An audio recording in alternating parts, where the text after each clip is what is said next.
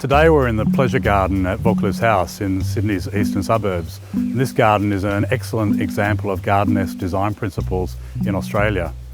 Gardenesque is a word that was invented by a Scottish garden writer, John Claudius Loudon, who was a publisher in the early 19th century.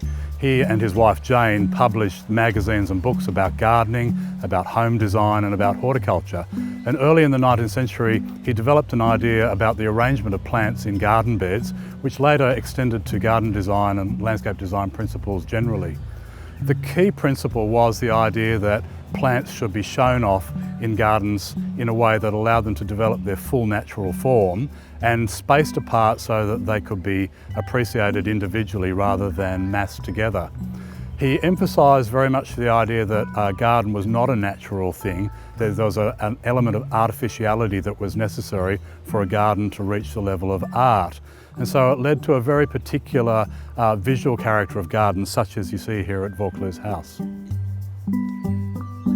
At the beginning of the 19th century and throughout the 19th century, the range of plant species and varieties that was available to gardeners expanded on a massive scale, and that was a result of exploration in new parts of the world and the introduction of plants into horticulture for the first time.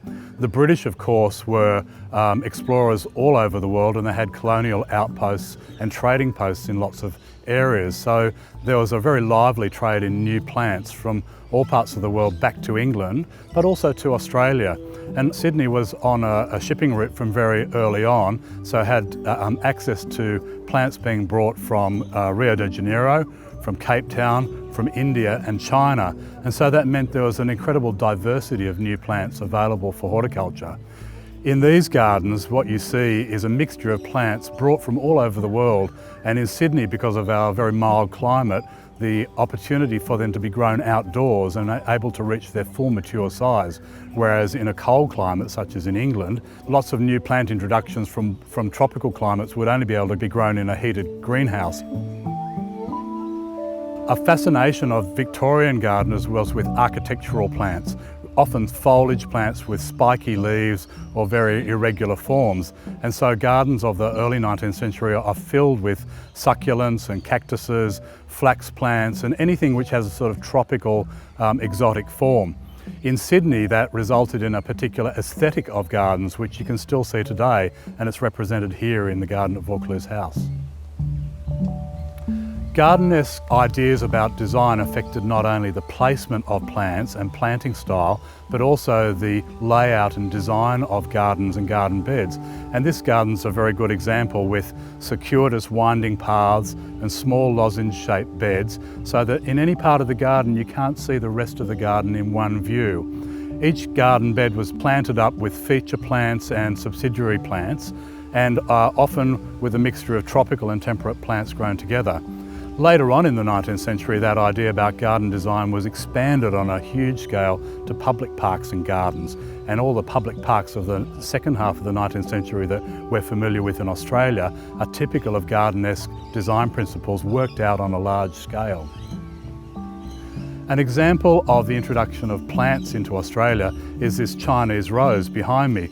It's called Rosa mutabilis because the flowers change colour as they open and fade, hence the name mutable. And it's an example of the importation of plants directly from China. It's a plant that was very popular in England, but it's cold tender, so it can only be grown in a sheltered position or in a glasshouse. But here in Sydney, it loves this warm climate, so it grows and flowers throughout the year. We know that from quite early on in Sydney's history, certainly from the 1820s onwards, there was an exchange of plants directly from Chinese ports and also from India to Sydney. So as well as plants being brought to Sydney from English nurserymen and gardens, there was also a direct exchange of plants into Australia. John Claudius Loudon and his wife Jane published extensively about gardens, about design and about the home.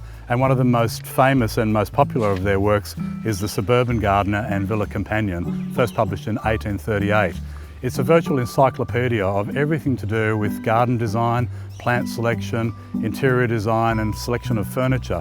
So it's an encyclopedia for a home gardener starting from scratch. It was a very influential book in England and certainly also in Australia. The Suburban Gardener and Villa Companion and many other books about design and architecture in the early 19th century are held in the Caroline Simpson Library and Research Collection at the Mint in Macquarie Street. Here in another part of the pleasure garden at Vaucluse House, you can see a wonderful mixture of plants from different parts of the world that reflect that gardenesque ideal of plants shown off individually. In the background is a Gordenia axillaris, popularly known as fried eggplant, which comes from the Himalayas, and immediately in front of that is an Australian native callistemon. Here in front of me is a foliage plant very popular in the 19th century called Melianthus, which was grown for these enormous silver leaves and later on in winter, very large spectacular brown flowers. And next to it is a cool climate plant from New Zealand, a flax plant. So they're all growing side by side in a mixture which would never occur in nature. Loudon wrote in his book that there was a need for artificialness of appearance in gardens, and I might just read a little quote. He says, "Any creation to be recognised as a work of art must be such as can never be mistaken for a work of nature." So there was this emphasis on the idea of gardens being artistic endeavour and not done to deliberately copy or mimic nature.